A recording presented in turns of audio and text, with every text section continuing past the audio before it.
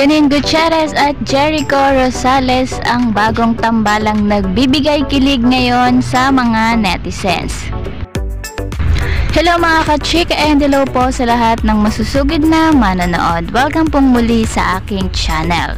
Kilig vibes nga po ang inihatid nila Janine Gutierrez at Jericho Rosales sa nagdaang ABS-CBN Kapamilya Homecoming event. Ngayon pa nga lamang ay talaga namang kilig na ang ibinibigay nila Janine Gutierrez at Jericho Rosales sa mga fans. At ilang araw na nga lamang po ay matutunghayan na natin sila Iris at Tyrone sa Lavender Fields. Patuloy lamang po tayong tumutok at sumubaybay sa mga susunod pang updates sa Echo Nin.